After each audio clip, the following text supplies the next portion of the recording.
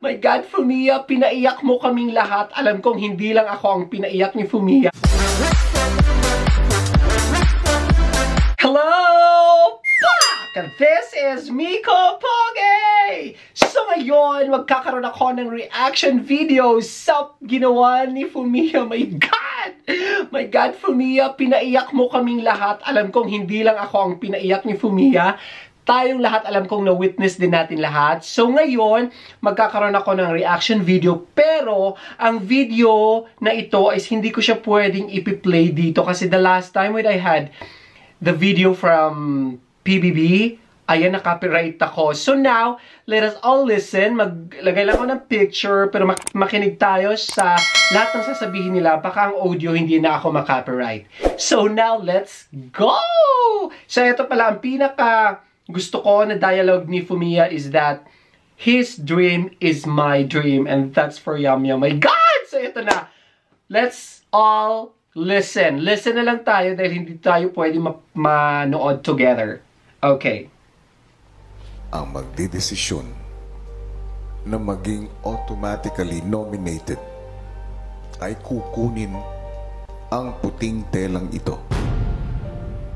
Ilang sandali pa, kanina ay nangyari ang Big Jump to the Big Four Challenge kung saan lumaban sina Fumia at si Yum Yum. At ang naging resulta nito, sila ay nabigo. At dahil dyan, isa lamang kina Fumia at Yum Yum ang makakapagpatuloy sa susunod na level ng Big Jump Challenge. Ngunit, ang isa sa kanila ay magiging automatically nominated for eviction. At ang desisyong ito ay sila mismo ang gumawa.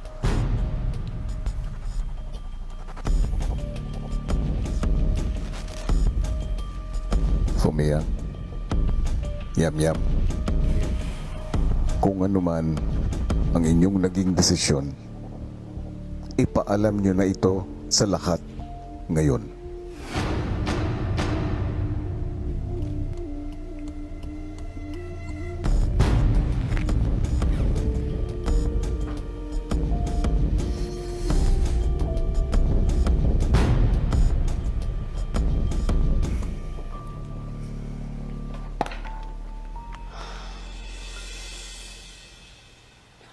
Sobrang hirap. Nasaktan talaga po ako, kuya. I came here in this house for my dream. Pero I met Yum Yum. He's like my real brother. I was thinking I made a new dream. It is I want to help Yum Yum. I've never experienced like these feelings. He's very important person for me. That's why I decide became nominated. This is my reason. Tinatanggap ko ang desisyon mo, Fumia. Dahil dyan, you are automatically nominated for eviction. At Yum Yum, ikaw ang magpapatuloy ng laban para sa Big Jump to the Big Four Challenge.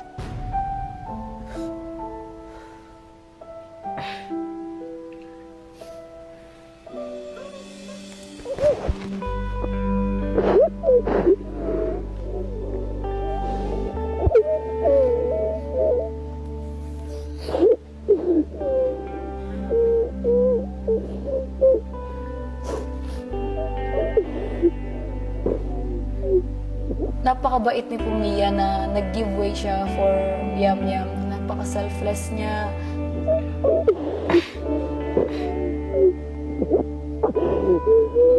Si Kuya Yam Yam gagawin ng lahat para kay Fumiya. Si Fumiya gagawin ng lahat para kay Kuya Yam Yam. Inspirasyon na po sila, yung stories nila.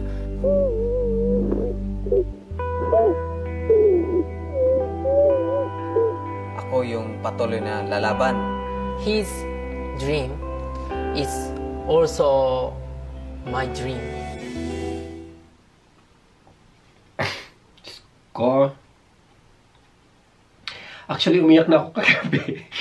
Diba ako, die chaka. Oh, ayan, tapos na. Actually, napanood ko na siya 3 times. Pero bakit every time pinapanood ko siya, natatouch ako? Alam mo yung ginawa ni Fumiya na very, yung sinabi nga na selfless. Alam mo yung, kaya pala natin gawin yun sa taong hindi naman natin kadugo, taong hindi naman natin kaano-ano, pero you know the feeling, alam mo yung love na nandoon sa kanilang dalawa ni Yam Yam is very, you know, ang tawag nito, yung banding nila, sobra. So now, I could say that if nagawa ni Fumiya na maging selfless, hindi niya inisip ang kanyang sarili, bakit hindi natin magawa? In reality, pasensya po, pero marami talaga sa atin ang greedy. Greedy of power, greedy of money. Ang raming sakim. Sakim sa kapangyarihan, sakim sa lupa, sakim sa pera. Kung pwede naman nating ipamigay, pwede naman nating ibigay yon sa mga mas nangangailangan. And I believe what Fumiya did is a very heroic action. So, tularan natin si Fumiya. My God, Fumiya, natouch ako. I know Fumiya dahil nagkakausap kami dito. Nagkaroon kami ng mga times na more on chikahan and hindi ako nag-expect na ganun ang kalooban ni Fumiya na napakabait. Anyway, mabait si Fumiya in terms of chikahan namin, sa vlogging namin. Every time magkita kami, sisigaw yan ng Pak Japan, Miko! Ganun, always yan. So, now I'm asking for all support na pwede nating ibigay kay Fumiya. Kung pwede, let us give Fumiya a chance to stay sa PBB. Bigyan natin si Fumiya na ipakita pa kung sino siya. And to Yam Yam, oh my God, Yam Yam is a very strong person. Alam mo yung may pinaglalaban, kasi alam mo si Yam Yam is may pangarap siya. Pero also Fumiya may pangarap, pero si Fumiya na give way, it's because of Yam Yam. And you know, you can give that feeling, you can give that action sa taong dyan mo lang nakita. So it means we can make family. Pwede pala tayong gumawa ng familia kahit hindi natin kadugo. And that is pure love. At dahil dyan, may tumatawag sa akin. Sasagutin ko lang muna. Sabihin ko nagtitaping ako. Madam? Hello, Miko. Ay, dito na si Baby John na siya na yung nagdadrive. Tapos lang.